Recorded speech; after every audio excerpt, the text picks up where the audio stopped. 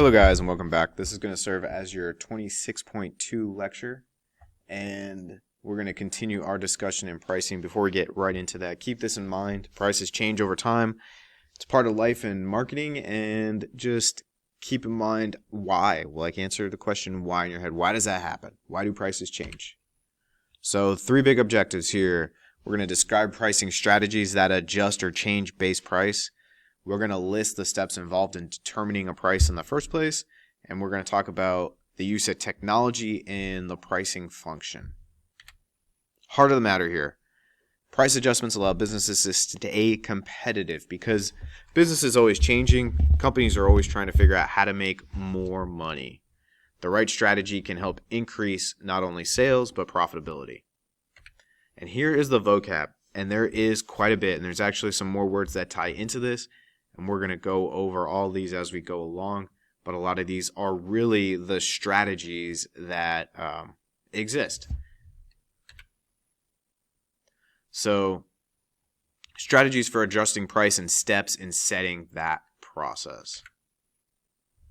So, on your left, you have some adjustment strategies. And they are as follows. Get them down. But they are price lining, optional product, captive product, byproduct, bundle pricing, and then our 6 steps. And we'll go over all of these strategies in a minute for adjusting price. But then your 6 steps are establishing pricing objectives.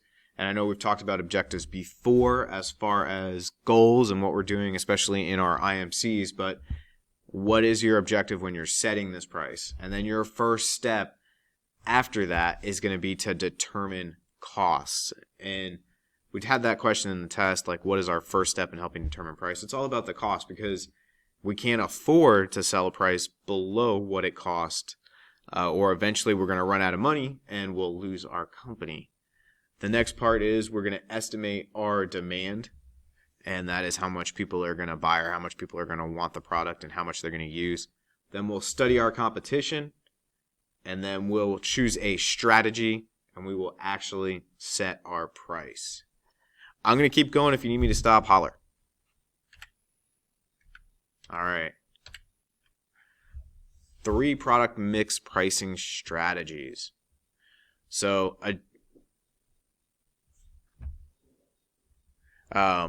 product mix pricing strategies, adjusting prices to maximize the profitability for a group of products rather than for just one item. So product mix pricing strategies, as a mouthful for me right now, but essentially we're thinking about more than just a singular item, but rather a group of items.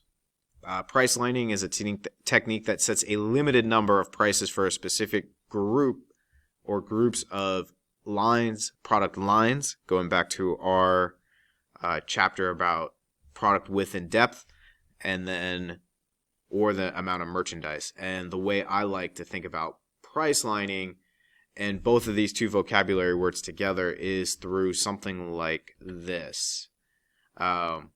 Those are a number of Coca-Cola bottles, and they're usually set at various different price points or price levels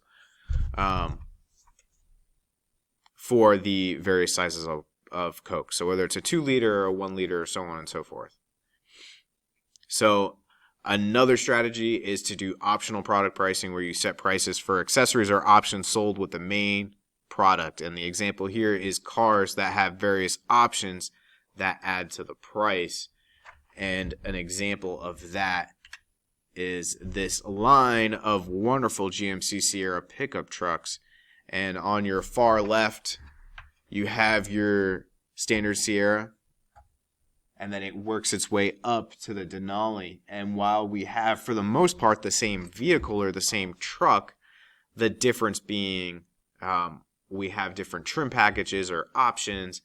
You know, our standard Sierra on the left is going to be a bare bones basic work truck, while our Denali is going to look and act more like a Cadillac of trucks. And depending on where you are, it's that optional product pricing that kind of sets the price.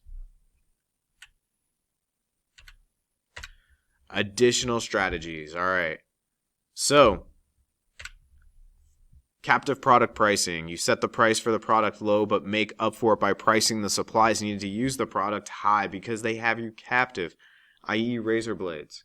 So Gillette and this Mach 3, one of their strategies was if you were 16 and you were on some kind of marketing list, they would send you a razor with a single blade. They would send you the handle on your 16th birthday. It was a birthday gift from Gillette. And they would do that knowing that you would then have to buy the razors. All right?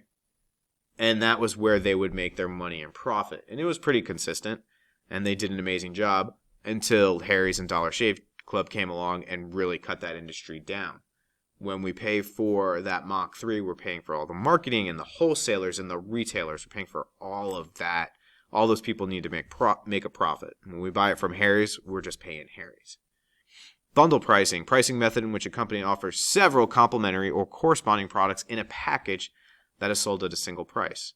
And the example here is 5 for $4. There's all of the value menu items at fast food locations are all examples of a bundle price, where there's a slight discount on all the items. We put them together, and then as the business, I'm getting you to spend more money to buy more food. If I'm moving too quick, let me stop, but we're just going to keep going. All right, adjusting base price. And what is geographical pricing? Price adjustments required because of different shipping agreements, i.e. FOB origin, seller pays for shipping. This does not require a price adjustment. FOB destination, the seller pays for shipping and assumes responsibility. This will require an adjustment. You can stop the video and talk about it here, but really, here's the heart of the matter. Shipping charges must be factored when calculating a price to charge a buyer. That's really what the important aspect of geographical pricing is that if you have to send an item or you're a business that ships large things like tools or machinery, then the reality is that is part of your cost of doing business. And if you're going to say that we as the business are going to pay for it, then that needs to be factored into the price you offer to the customer, or you need to be able to say it up front where, hey, this is the cost of the item plus the shipping fees. That's really what you need to understand, that shipping, especially nowadays, is part of the price we pay. Even when we buy on Amazon, shipping is built into that price. We just don't see a breakdown of it. Or a lot of the shipping charges wind up in our Amazon Prime membership if you're a member of that or someone in your family is. All right. Considerations for international pricing. And that is consumers, competition, laws, regulations, economic conditions, monetary exchange rate, shipping and tariff costs, distribution systems. All these, and it's a long list because a lot of this is common sense. If you're going to ship outside the country, you kind of need to understand what the regulations and laws are there. You might be in a situation where you need special licenses to get information or to get products into that country. Or you might need special connections. And then what is your distribution system once you get there? The one thing that's become really common, it's really common for someone to design a product here in America and have it built in Asia, whether that's China, Vietnam, Taiwan, Singapore, all these different places, and then have it shipped here. But in order to do that, you have to understand the regulations there, which are oftentimes less strict than they are here, allowing things to be cheaper. And that's why that strategy is often used for making goods internationally.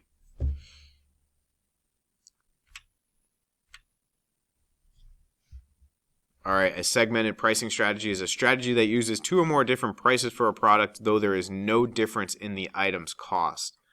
And I have a decent example here, and I'll start with this one, where this is K-Cups for making your coffee in the morning, which I know not a lot of you guys do, but I do.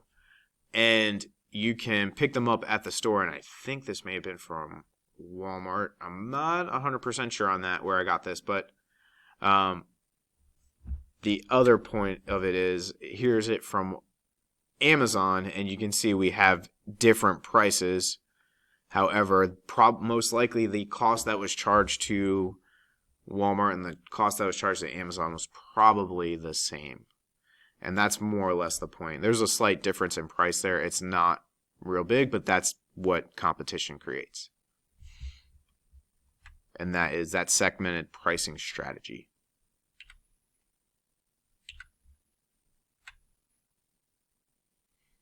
All right, I'm going to throw a lot of this information up and then we'll talk about it.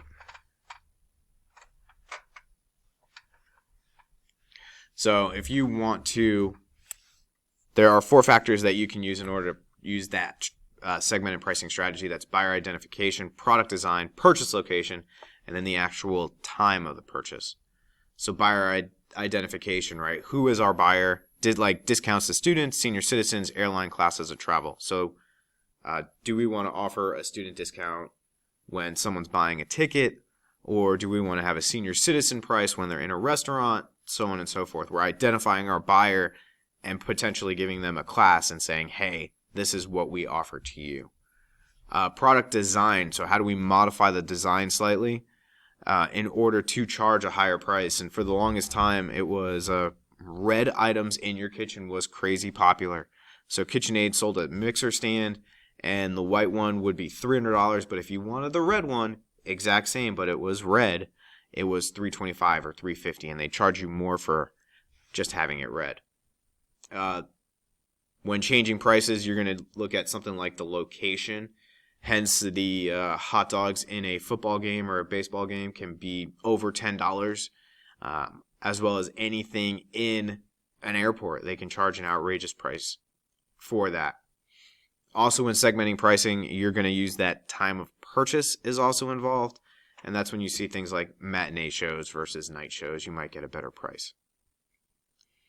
So finish up writing any notes you need about that, and then we're moving on.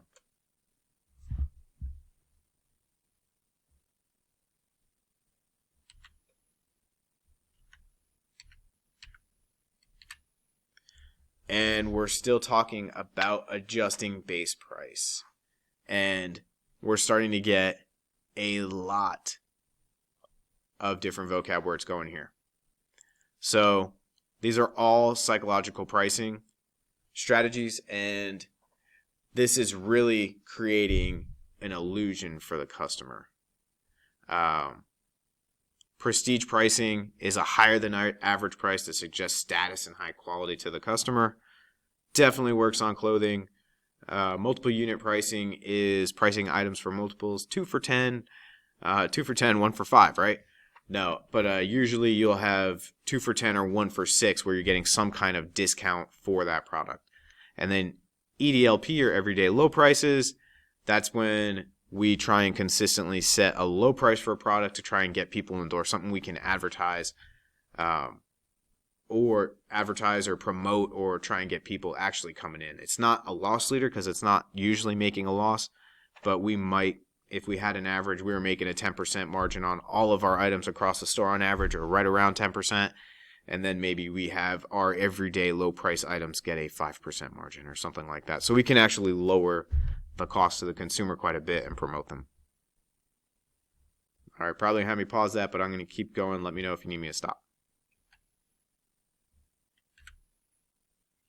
All right, odd even pricing. I didn't really talk about it in the last slide, but odd even pricing. Odd numbers are usually a bargain or an image, and that's where you see that $1.99, $2.99, but we don't cross to that dollar threshold.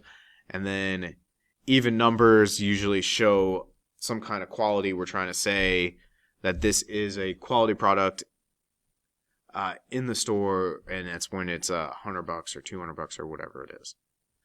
We kind of went over the rest of those again, so I'm not going to really touch on them, but just know that all of those pricing strategies are designed. These are literally designed to have a psychological impact on the buyer.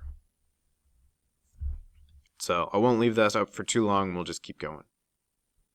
Moving quick, trying to get through it. All right. So adjusting base price, we have promotional pricing, And loss leader pricing we talked about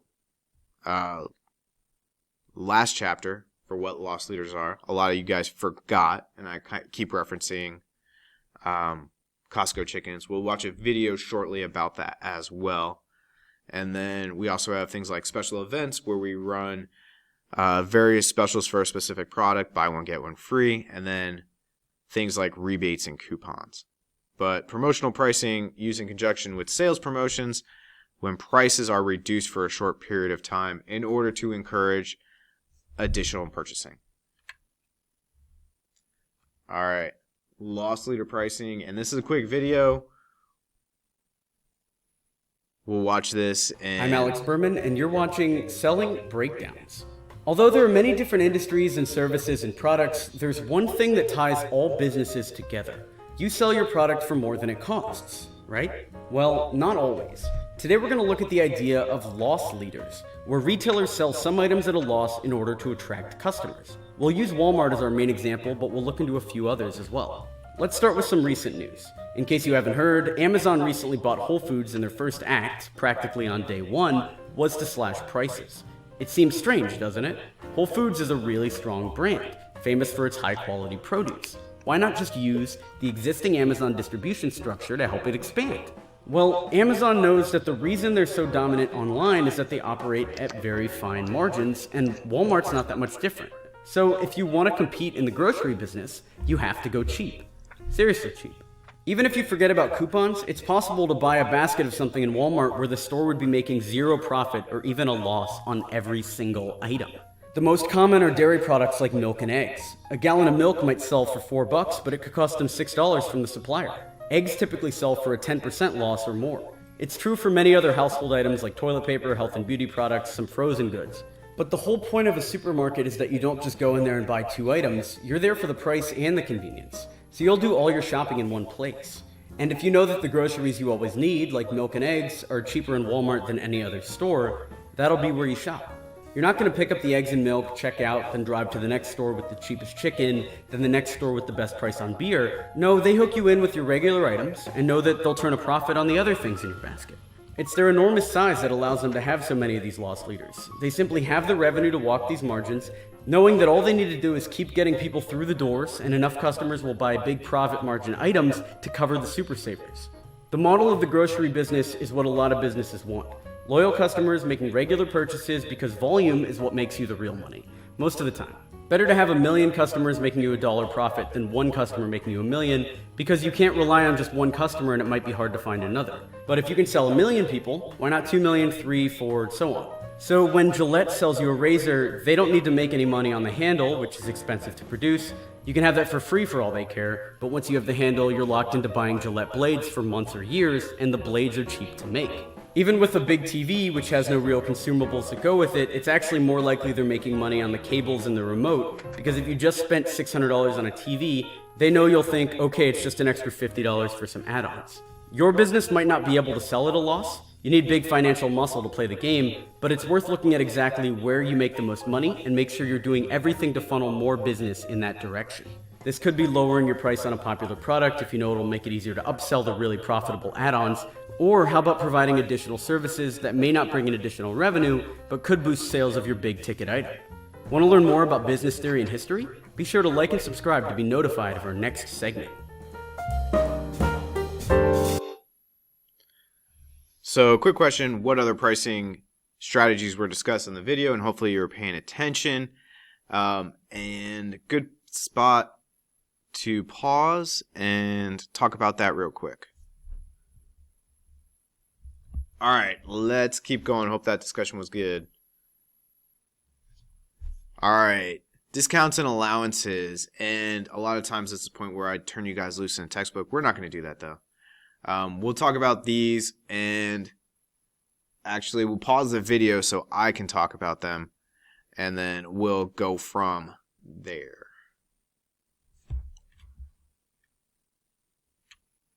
All right, 6 steps to identify the purpose of each of the 6 steps used to determine price. So 6 steps in determining price. Sorry about that.